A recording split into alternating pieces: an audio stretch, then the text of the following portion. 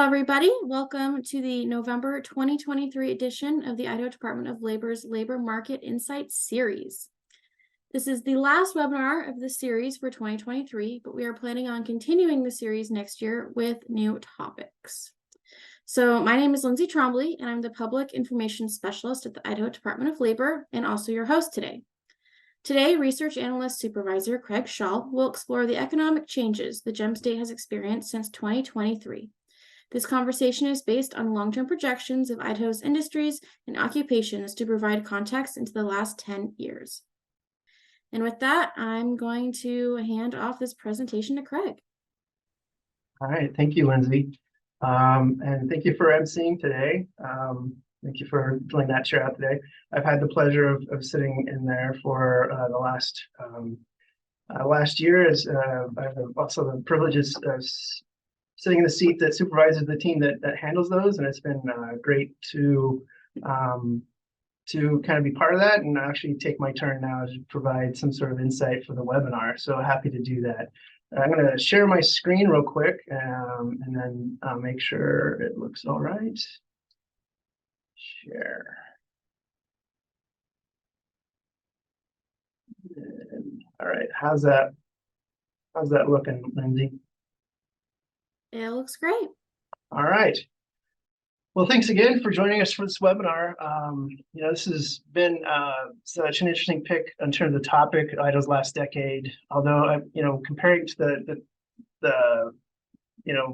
actually it's been a challenge because there's so an overwhelming flood of different ways to kind of go at this. There's been so many changes, and what Idaho's seen in the last 10 years has been so dramatic.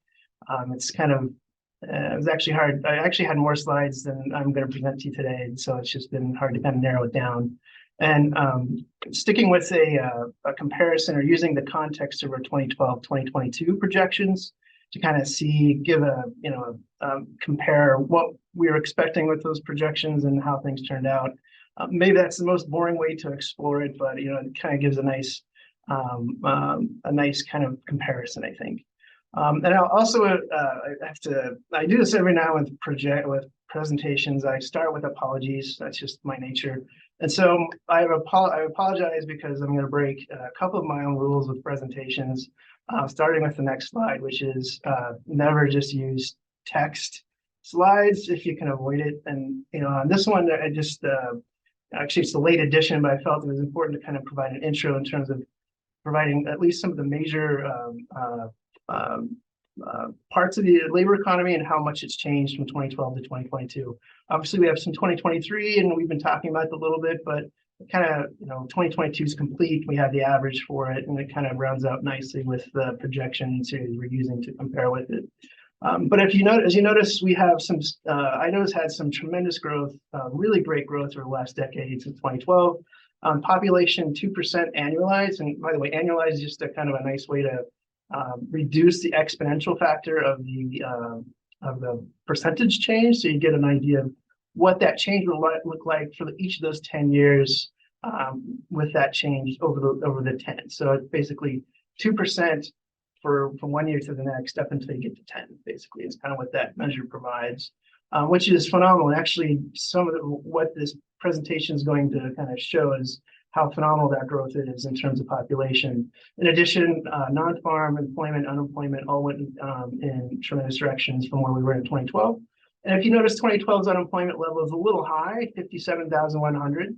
And that's just at the tail end of the Great Recession. We still had some extended unemployment, some emergency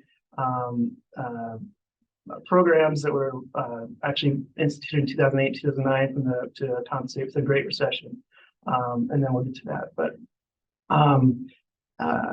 and then as I put into the intro, I'm just going to kind of say it again, that the population increase from 2012 to 2022, 343,100 people. That's for Idaho, that's an amazing amount of people that come into the state in 10 years.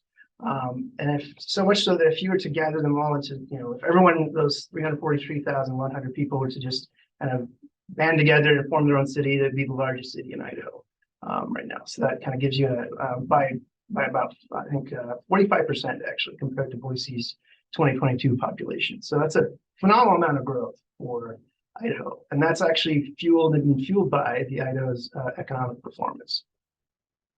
So coming back to the projections, 2012, 2022, what did we expect for the decade, or what did the models kind of through our processes? I'll just say that when we say we, it's actually, there's a team of us, but I'm the one. This is kind of my first foray into projections when I got this job as supervisor. This is one of my first tasks, is producing these projections. So this one is kind of my learning, and also kind of becoming familiar with the project. So I'm very familiar with these projections and how things went around, how things developed around them. At the time, we were looking at about 1.7% annualized change. So again, that's what we would expect from one year to the next, from 2012 to 2022, roughly about 18% of a percentage change. But boiling it down to new jobs or new employment, it'd be about 110,000 new employment. So that's kind of, we figured that was a conservative, optimistic type of projection to consider for Idaho's future. All right, so here's my second. Again, I'm violating the taboo of no text during PowerPoints for my own taboo, and then also, it's basically this is where I think you always run the risk of losing the audience on text. So basically, I'm just providing this as an explanation of why we're doing 2012, 2022 projections as this comparison. It is it's a rough, conservative, optimistic context, which means that when we develop these projections, we want them to be realistic, and we want them to be, it's important not to be too optimistic and not too pessimistic for those. So and that generally you're going to create some error on something one way or the other, but it provides a good kind of launching pad in terms of going forward what the economy can expect in 10 years. And since we're using it in this way, this comparison is going to allow us to do a comparison of what's happened the last 10 years of industry, employment, and jobs, and also population, and actually kind of where we see a difference in how Idaho exceeds these projections to kind of give some foreshadowing here. Is really kind of reliant on that population difference. And I'll just note that our projections are one of the department's most, in terms of my shop's information products.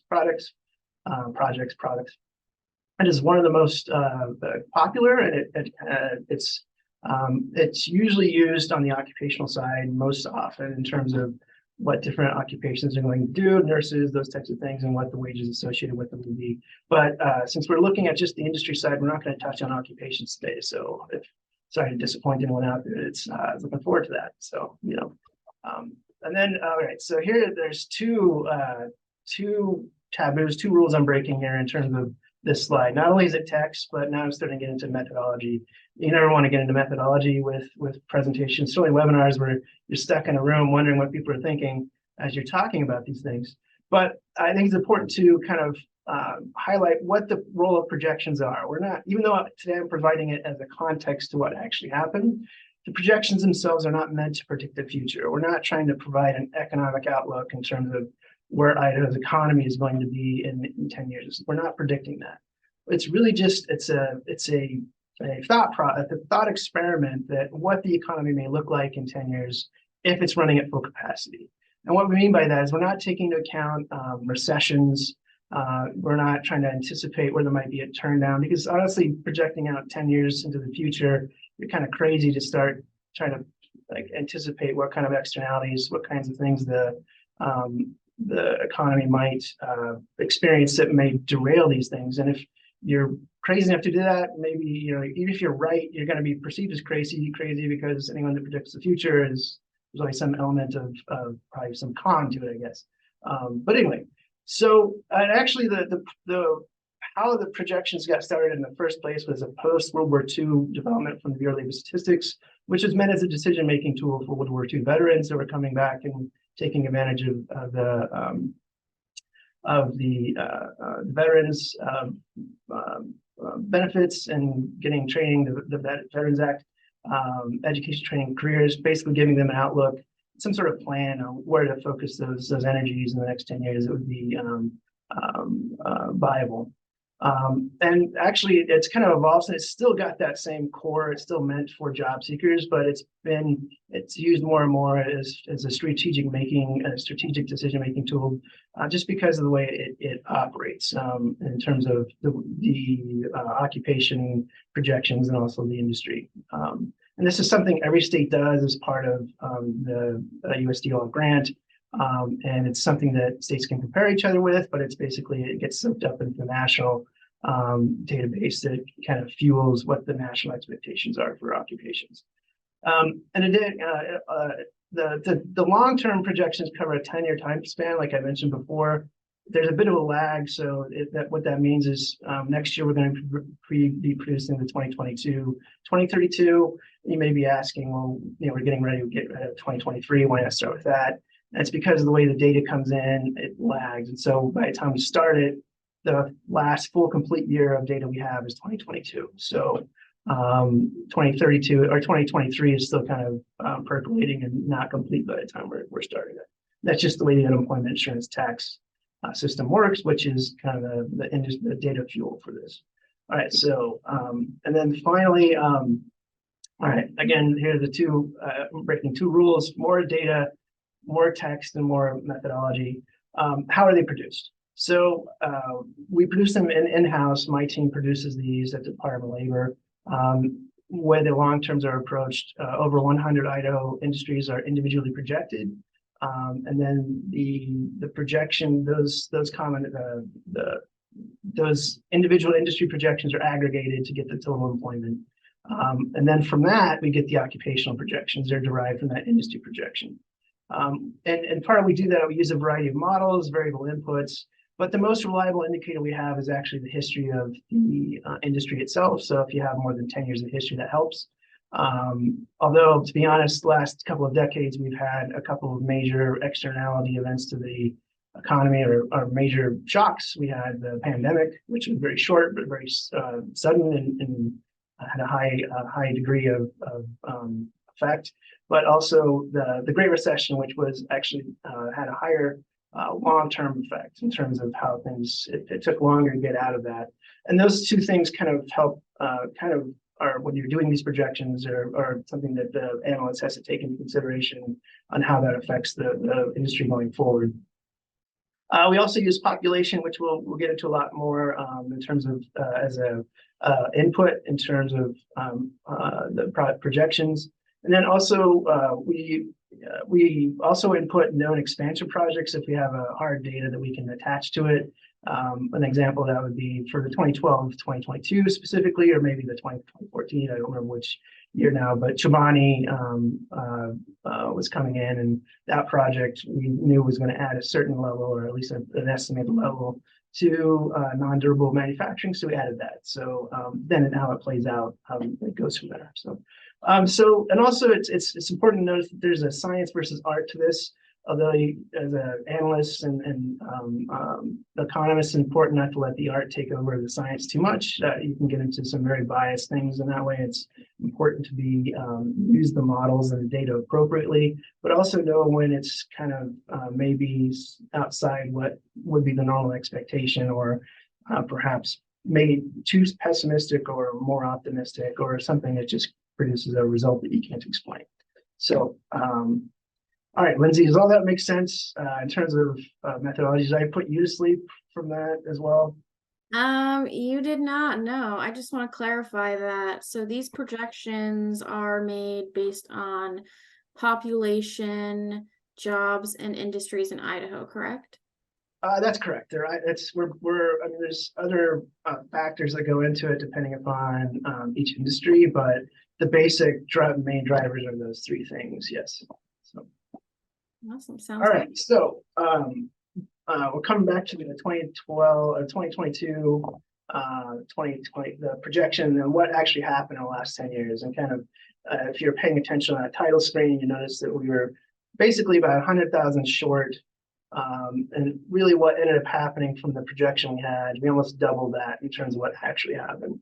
And actually, the Idaho's economic performance and employment has done so well in the 10 years from 2012 to 2022 that's even surpassing the 2014-2024 projection, which had a little bit higher, more optimistic projection, but not by much, but still 2.9% annualized, almost 3%, 206,000 additional jobs, employment in the economy are the results of the last decade. And that's even taking into account that we had a pandemic. And also, to be honest, the 2012 to 2013 were actually kind of mediocre years in terms of growth. They were better than what we thought we've seen in the Great Recession, but it wasn't until 2014, 2015 that the growth rate really started to kick in. And so let's kind of go back to so we have the top line number, so we know what happened for Idaho's change. How does that compare with how do you're smiling, Lindsay? Do you have a question? Yes, I have a question. I know you kind of mentioned the pandemic in the last slide a little bit, and I kind of wanted you, I'm just curious, like, how much of a factor was that in here? Because I know, like, obviously the pandemic can hurt the economy. So how did that contribute to these projections, I guess? That's a good question. I mean, it's one of those things where, like, when you're making these projections, you always know there's going to be something happens, or generally that's going to affect it. Although, to be honest, from 2012 to 2020, it was basically 1 year after the next, good economic performance, and then eventually just low unemployment rates. So the pandemic did affect things. Idaho was one of the least affected states by the pandemic, however. So as you can see, the employment kind of took a little bit of a notch there. But really, Idaho rebounded very quickly in it. And if anything, we seem to, especially on the population side, have accelerated as a result of the pandemic. So it had this strange effect of accelerating certain aspects of the economy, like remote work, those types of things, but also kind of some of the rates that we've been seeing in Idaho in terms of employment after the pandemic, of course, but then also population. We'll get to that. I'll have some slides that kind of show that more clearly here. But moving on to the industry changes. So what does that 2.9% look like for the industries beneath? And how does that compare with the US's change at the same time in terms of percentage? And here you can see that nearly every industry in Idaho exceeds the national average by almost a factor of 2. A lot of them do. And the particularly strongest in this are construction, education, health, leisure, hospitality, other services, even finance is in there, actually. And when you consider what's happened in the last decade with Idaho's housing, people moving in, becoming a constraint on the workforce, a pain point for basically you move here and it's automatically a pain point, but also a pain point for employers that are trying to attract workers. That's been a case since actually 2016, 2015. But you can see that the construction by far is the greatest industry change, almost well over 2%, 2 times the national percentage change. And financial activities is increasing because of that as well. And also, U.S. government is 0.8. It's not a large change, but that's primarily being driven by the local education side of things, and the population changes, schools are being built. All right, so now the question of this, when we're talking about the difference between our projection and then what ends up happening with how Idaho exceeded that, I'm going to kind of step back to when we were doing the 2012 projection. So that's why we have the projection setting here. So it's interesting that, and a lot of times when we get questions on what kinds of things we use for projecting industries, those types of things, and projecting employment is kind of one of the more difficult things, I think, to do, to project, because it is already a leading indicator. So a lot of the economic indexes and understanding what's happening in the economy is based on the employment, and that comes from how employment's released monthly, those types of things. But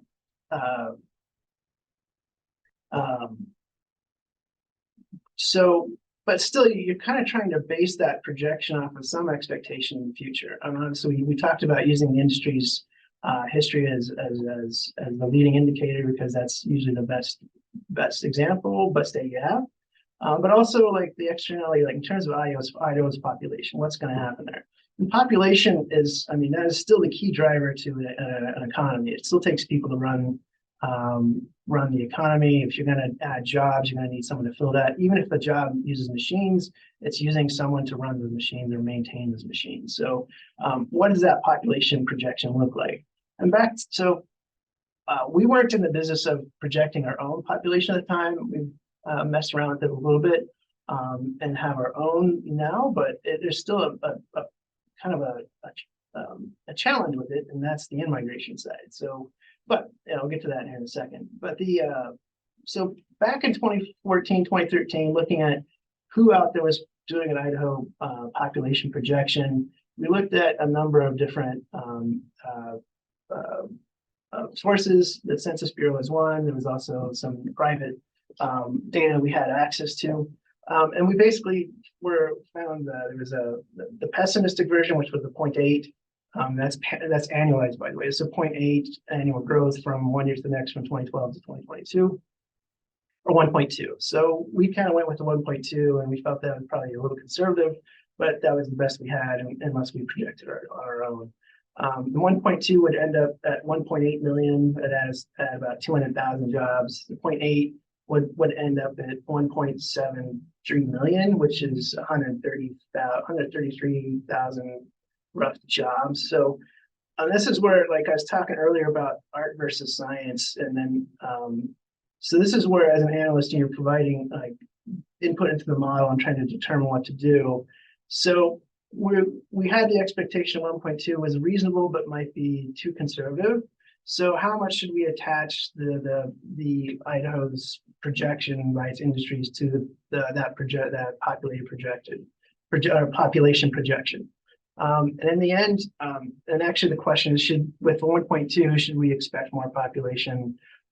But actually anticipating like a population boom like what we had out of the Great Recession probably would have been, it wasn't on anyone's mind in terms of what we ended up seeing, which was the 2%. So in the end, we decided not to limit our projections too severely by the 1.2. And we ended up with the projection you saw, which was the 1.7. So, however, now this slide is going to be confusing a little bit because of a couple things. One, the 2014-2024 is not the ones we're talking about, but we produced this slide for the 2012 and 2022, which was an acknowledgement that we were expecting the demand for jobs to increase by a certain number, but the population was only going to increase by a certain rate. And so by taking the working age, which was working age population from 16 to 63 or 56, depending on how you looked at it, we anticipated that there was actually going to be a shortfall of the available workforce to fill the projected jobs. So we came up with this jobs gap slide. And so the 2014-2024 is actually the second iteration of this, where we have a difference of about 49,000 jobs. So there's potential of 49,000 jobs that could exist that may not, because we were anticipating a slower population growth. The 2012-2022, that gap was larger. It's about 60,000. So between the two, there was a decrease. And little did we know at the time that the population increase that we're going to be talking about as the difference in what we're seeing was already starting to close that gap that we saw. So the 1.2 was already at this point starting to show that there was a bit of a compensation for that. So there was really no gap. In fact, it was going to exceed the 138 by a large margin. So, and then here's that population graph with those two projections again, and then what actually happened. So you've seen the 2% on the first slide, but this is how that bears out. So compared to the 1.2 and 0.8, if what we see for 2022 is a total population of 1.96 million. Again, that's a 2% annualized change from that 10 years. If the 1.2 I was talking about, we'd see about 160,000 less in the population when it actually came about. In the 0.8, we have 230,000 less than what we actually end up having. So the difference in Idaho's change in terms of the economy is really resting on this difference in the population growth, and where the difference between what our projected was versus what actually happened in the last 10 years. Does that make sense so far, Lindsay? Yeah, I actually had a question. So with all of this in mind, how do like the people considered working in Idaho affect this population growth? And then how does that number correlate with these projections and these job numbers? So you're talking about civilian labor force and civilian population. Good question. And so they actually do correlate pretty well. And I have a slide at the end. I didn't actually include it. I thought that might be one too many. But I do have one that kind of shows that difference in terms of the civilian population, which the difference between this is total population looking at here. And that's part of what we do for our projection, but also the civilian labor force is what the Bureau of Labor Statistics uses to develop its labor force data. And they're only including anyone in the economy 16 years and older that are not in the military or not institutionalized. So that number will be smaller, but the rate of increase is probably a little bit, I'll show you that rate here. It's going to be similar, if not a little bit more. But again, as we're looking at, and that employment figures we saw in the projection, don't have, let me go back. No, I'm not going to go. I'll go back eventually. I need to keep going forward. I feel like I'm going to run out of time. But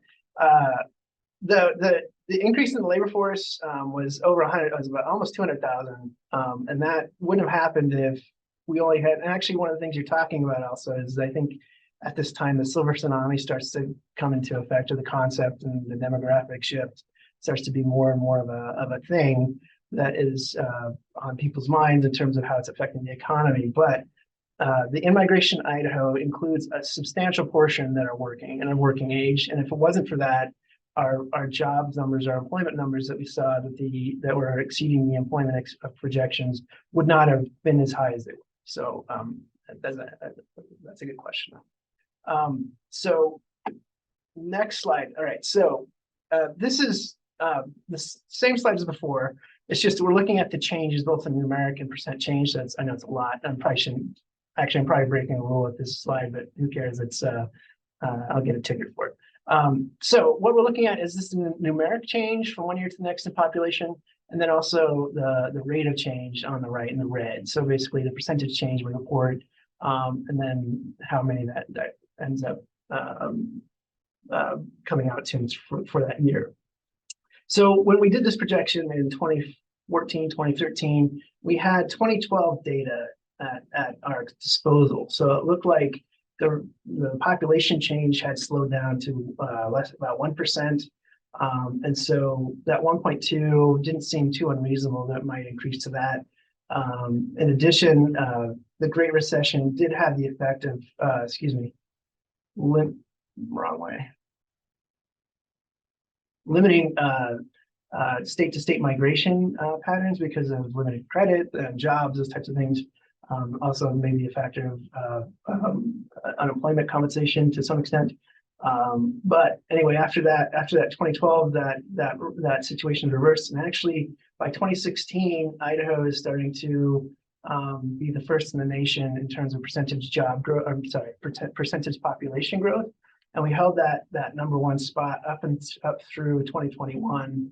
And you know, the 2020 population change of well over 3%, followed by 2021 of over 3%. Those 2 years, we almost more than doubled any other state's percentage change. And actually, this is during the pandemic. And so this really kind of speaks to the economic opportunity and why people are choosing to move to Idaho, and for the options it offers in terms of open spaces and the recreational period, and then just the ability to work. But 2022, we saw it go down 1.8, which remind you is still more than 1.2. And so it's still high growth in terms of population, but we slipped down to second on that one. But it's actually kind of probably makes sense given how much it grew in the previous 2 years. So that population increase combined with the unemployment decrease from 2013 really kind of fueled that that job increase that we saw in the total employment from 2012 to 2022, especially after the 2013 period, which was 2014-15 is really where we start to see things take off. And this is really kind of highlighted here. So Idaho, we were at well over 6%, and as we entered 2013, this is also when the extended unemployment programs ended, and that immediately fell. So I think that there's probably a correlation there. And so since then, it actually was since that period up until the pandemic, Idaho has been struggling with a extremely low unemployment rate, which every year I've talked to the legislature, or my presentation has been that anything under 4% means employers are screaming for workers, and that's certainly been the case for the last few years. And then we had that kind of aberrational spike during the pandemic, but within the year we came back down to low unemployment levels. So does that make sense there, Lindsay? Okay. Yes. All right, we've got about 30 more minutes, but if anyone has any questions, you're welcome to kind of interject them now if you'd like. I'm going to go through some select industries on our projection, how they compared to what actually happened, and then we'll kind of circle back to the population again. All right, so the first one, and again, that's that one that we talked about on the percentage change difference between us and the U.S. That 7.8 that we had, and it was twice the amount of what the U.S. average was. This industry is the largest difference between what we projected and what actually happened. And again, I would point out that in 2014, the housing was still an issue in terms of growth. We weren't really seeing a housing shortage in. And so there was some question when construction was coming back at some point. And obviously it came back with vengeance because for 2012, 2022, we had an annualized projection of 3.1%, which was, I would say, still pretty optimistic given what we've come out of the previous few years. But to end up at 7.8 as the actual has been amazing. And even so, the construction industry is still clamoring for workers right now. And it's certainly surpassed the 2014, 2024. And it's, the difference between what happened here, I feel like I need to point out, and this is vastly different. So the idea that this is similar to that in terms of like here was the run up to the housing bubble and the financial crisis.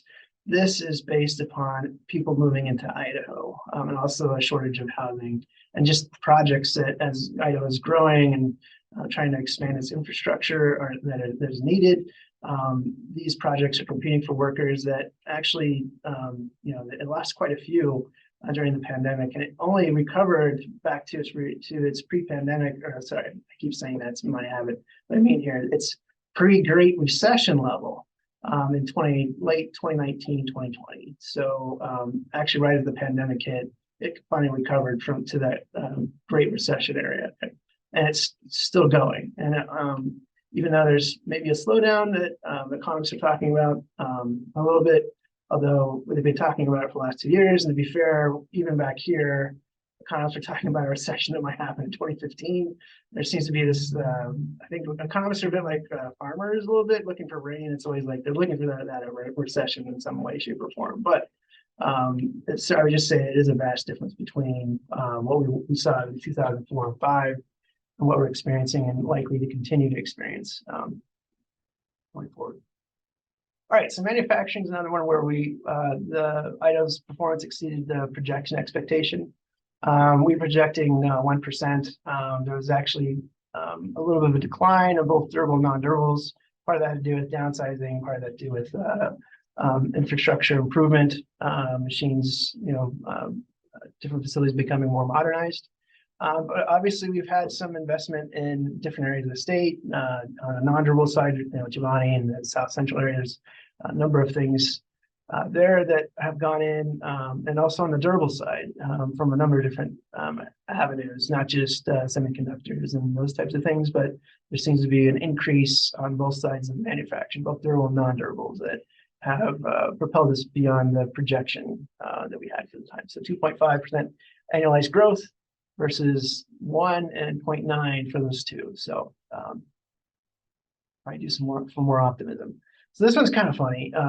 So this is one that we were on track to get, but trade, transportation, utilities. So this one has been fairly stable, fairly consistent, although during the Great Recession did have its share of a decline. But right around 2020, 2019, there was an increase. I don't know if anyone's heard of this company called Amazon, but they launched in the state and really kind of, I think, the infrastructure around it, not just in terms of retail, but the trade and the transportation side, but also some of the way that the pandemic kind of changed how the economy was functioning in terms of people were getting more things at home. Those types of things kind of really helped propel that line upward past our trajectory that I think we would have been pretty good with. But even so, our difference between it is almost not quite 2, but a little bit obviously more than the 1.7 we had, so 2.6 annualized. And then this one, healthcare and social assistance after the Great Recession, I always would reference this one as the only industry in Idaho that did not have any effect from the Great Recession. There was no decline. There was a little bit of plateau there, but never really hit any kind of decline period for that economic era. And since then, it's continued. In fact, it's grown a little bit more than what we had projected. 2022 by a tenth, so we're pretty close on that one, I would say. But also, this number doesn't really, this rate, it doesn't really vary very much from what it's done in the past. So it's probably one of the easier ones to project, unless there's an externality. And I was concerned actually that the pandemic would be one of those externalities, that we'd see healthcare and social assistance jobs kind of have some sort of deviate from this path, but if anything, it's kept to it and gone up a little bit more. So that's kind of the industries that I have. Lindsay, any questions there? Yeah, so I actually had a question about construction specifically, because I mean, it seems like that just skyrocketed, right? Do you expect like that industry to keep growing, keep projecting that way specifically, or do you think other industries will emerge in that capacity? So that's a good question, especially your last part of that question. That's nice wrench in that one. But so I would say that my opinion. So I would say first, when we release, we'll have to wait to find out officially what we with our 2022, 2032 projections that we'll be releasing next year. Sam Wolkenauer will be the one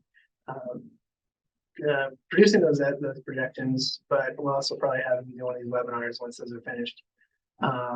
So construction, likely, I would expect that I don't know if it's going to keep going at the same rate. I kind of think it will, just because it doesn't seem to have really changed much since it started its upward trajectory after the Great Recession. But that's not to say something can't happen. But also, even as there's maybe a housing market slowdown in some aspects, there's still a demand as people are moving in. In addition, there's infrastructure projects that are coming in from government-funded sources that will likely keep those numbers high regardless of what's going on. So, but you never say never on these things. So that would be kind of all things being equal, with what economists like to say, but also I don't know. It's to the best of my knowledge, it shouldn't, I think. But anyway. All right. So we circle back again to population and what the difference is between our projection and what we actually saw. And it really, again, I'm sounding I'm beating a dead horse here, but it's the difference between what we saw in our projection and the tremendous growth that Idaho's seen in the last decade. And so in this graph, it's a little bit, I just tried to make it nice and pretty, but in the end, I just ended up with dots. So this is basically Idaho's population growth for what we have on record from the census. I would just point out that for the first, it took Idaho 90 years from 1900 to 1990 to get to 1 million. It's on pace to add the next million within about 30 years of that that trademark. And actually, most of that growth, even though we're talking about the last decade, most of that growth actually came in the 1990-2000 period. From in the decade, and each of these dots, by the way, is a decade from 1970 to 1980. So that's what those dots represent. So here we have 2020, but here we have 2022. I'm sorry, 2010, 2012. Sorry, and so that gives us the difference there. So from 1990 to 2000, Idaho's population increased by 287,000 plus, well, 287, 280,000. Increase of 2.9, or sorry, 2.5% annualized change. So, and that 10-year period, basically each year was growing by 2.5% from the previous year, up until 2000. 2010, obviously we had a little hiccup with the Great Recession. We were probably on pace for a similar growth, but the decline at the late part of that made it that we were an increase of 271,400, a 1.9% annualized change. And then the following decade, 2010 to 2020, 1.6% annualized. And again, that's mostly that difference between 1.9 and 1.6 is due to that Great Recession, things slowing down in terms of people moving across from one state to the next. But looking at 2012, 2022, just the difference 2 years makes is astounding. It's 343,123 are an annualized change for 2012 to 2022, 2%, which you've seen before again. But that that difference between that's about 64,700 people between those 2 years that as an acceleration out of the Great Recession and into 2022. So that is kind of where we're at in terms of why Idaho's economy has done so well compared to the projection. And then I'd be remiss if I did point out that most of that projection, most of that population is from in-migration. So Lindsay, when we were talking about, before we were talking about population in the 1990s, those types of things, you had mentioned that that's when your family had moved here, right? Is that correct? That's very accurate, yes. Yeah, so that's that's played a role in Idaho's economy going back forever. But so, and this was really just a thought experiment. This isn't really meant to kind of, it's more just a kind of a differential. There's no like we're just basically cutting off the population increase from 2001, and we're pretending that on the red line that somehow Idaho was kidnapped by aliens, or there was a glass bowl put around it so no one can get in and out. And so if Idaho only relied on its natural population increase in the period from 2001 to 2022, we would have seen a really small population increase. So just fraction of what we've seen in the actual play out. So so with that in-migration, actually you see the difference between 1.4 million and 1.9 million. So that 900,000 that we see, sorry, 1.4, so 500,000 plus, in addition to what we'd seen for the natural. That's really kind of playing that role in terms of the difference for Idaho in terms of why it's seeing the economic growth it's seeing. And then, it's, especially after 2014, 2015, I was in this job since 2007, kind of looking at this type of thing, doing these kinds of presentations, 2015, 2016. And so the population increase that we're seeing as people are moving to Idaho, and word spreads in terms of the economic growth that Idaho has. We're hitting number ones in terms of job growth, population growth, and so that kind of has this it feeds upon itself, where it's like people are moving here because they hear about that, and then the economic, so because they hear Idaho's economy is doing well, and then also because they're moving here, Idaho's economy is growing, and then it's adding more people and demanding more. So it's kind of this churn. But if we compare what Idaho's demographics would look like with immigration, but without, I mean, we'd have kind of this more natural kind of age. So this is kind of more fitting with how I think the nation looks in terms of like you have an older society, so it's more of a natural look, but also you have a lower amount of youth to kind of take place of the aging adults. Whereas here you have kind of this with the in-migration, you're kind of getting yes, you are getting additional people that are retirement age, but you're also getting a substantial portion that are both children that hopefully age into Idaho's workforce and stay in the state, but also their families are moving here, and single people with education looking for work. And actually, one I kind of forgot in my story was that during that time, people were moving here. I mean, even probably still to this day, people are moving here without a job, just showing up looking for work because they've heard it so good. And that's, to me, in my mind, that's just, I can't imagine doing that, but that's kind of speaks to Idaho's attraction. But the immigration has really kind of filled the working age. So it's not just a matter of a silver tsunami and people moving to here to retire, but it's also this working age. It's really kind of fueling Idaho's economic growth. And then that kind of broken out by age, the difference between the 2001 between immigration and without immigration. So without, we'd see a decline in under 15 and just a slight increase in the 15 to 64 working age. But with it, yes, we get more people retiring and it's increasing the age, but that's a natural thing. But we're also getting that workforce too. So we're kind of getting the best of both worlds on that one.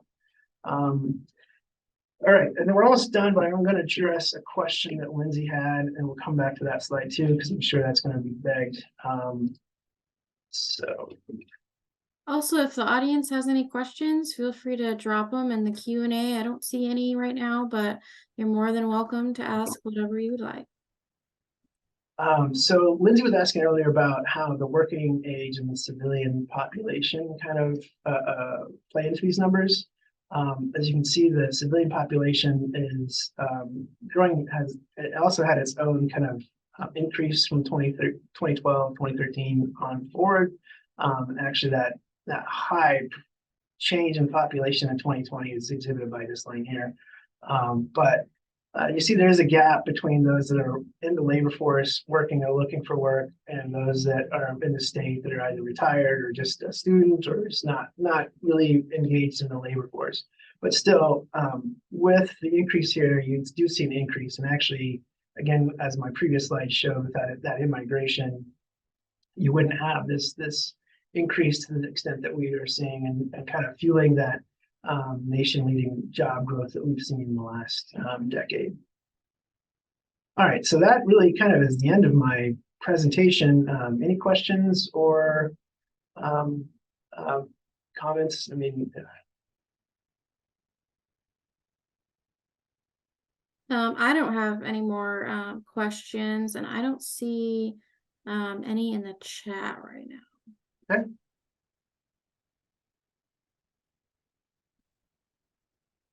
Well, I'll give it a couple minutes, and you know, if no questions come in, we're certainly let people go early. Sounds good and works for me. I actually, since I guess we're waiting a few minutes. Another kind of question, I guess I'm curious, but I don't know if this is possible for you to know. Were there any like gradual signs of growth in population or maybe businesses in Idaho that kind of changed within the projections that you did over the last 10 years? So like we say gradual change, do you mean? Yeah, were like there any signs? I mean, I guess you're saying like population gradually increased, but were there any signs of that or maybe specific businesses that kind of like contributed?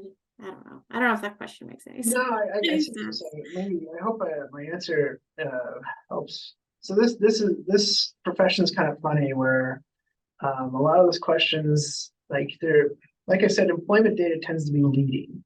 And so in a lot of ways you're seeing results in things that are actually coming in before like population data does, because there's a lag. It takes we get census population data every year, but at the end of the year. So we know what happened from 1 July to the next in December. But by the time we've done that, we've already kind of seen what the jobs have done. So we end up kind of getting kind of clues of that. In fact, the chart I had that showed the population, the workforce population gap that we were anticipating. When I presented that 2014-2024 slide, I did get a lot of questions about that. It had closed from the previous one we had seen in terms of it wasn't as large of a gap. And so that was kind of one of the first indications that it's the more population than we've seen. But, in this business, it's also like every data point you get for a month or a year, you're always like, well, that looks like a trend, but the next one will tell me. So it's kind of one of those things until you have enough data points to really call it. You're never really kind of saying this is X, Y, or Z definitively. So at least in my approach to things, I like to make sure I have some data behind it before I kind of commit to it. Although we do get anecdotal information out there, having a team of 6 labor economists around the state, and also just the presentations we give around the state. We get to hear from employers, and maybe one of these webinars we can do that. We kind of, or maybe have a panel like that. Because the information, like anecdotes we get from employers and them telling us, the kind of challenges they have been kind of key for us understanding that. And honestly, not to plug it too much, but that's one of the reasons we started the business climate survey that we did earlier this year, that we hope to repeat this year too. So trying to get at some of that information like you're talking about. And really it's just a slow evolution of data that, it kind of has to all work together before you're comfortable. Looks like we do have one question in there. It doesn't look like a question. Someone's just saying that this was a great presentation. Okay. Which I think that's a great segue, I guess, to give everyone a few minutes back, unless you have anything to add, Craig. No, I just say thanks again. This has been a pleasure, and certainly maybe the lack of questions because of webinar fatigue. So we certainly don't want to wear that out. So let's I'll stop sharing my screen and then we'll move on. Awesome. So I'm just gonna talk about a few things real quick before we end the webinar. So I just want to let everyone know again that this is the last labor market webinar of the year of our series. However, the Idaho Department of Labor is also hosting a few more webinars this month that you are more than welcome to attend. Apprenticeship Idaho is hosting a webinar this Thursday from 4:30 to 6 p.m. highlighting women in the transportation and trades fields for National Apprenticeship Week. And then also on November 29th, we have a business seminar about UI tax compliance. And for more information about these webinars and to register, you'll need to go to our calendar of events on our website. There you can register. They are highlighted on the month of November in green, so they're easy to find. So go ahead and find those and register, get more information. And we'd also like to remind you that the Idaho Department of Labor has many services geared to job seekers, employers, but also includes free access to labor market information available on our LMI page, lmi.idaho.gov. And then lastly, we'd also like to remind you all about the Idaho Launch Program. So applications are open for graduating high school students. Students can get up to $8,000 in grants for in-demand career training. So for more information about that, go to nextsteps.idaho.gov/launch. With that, thanks for everyone for attending our webinar. Have a great Thanksgiving and have a great winter holiday, and we will see you in 2024.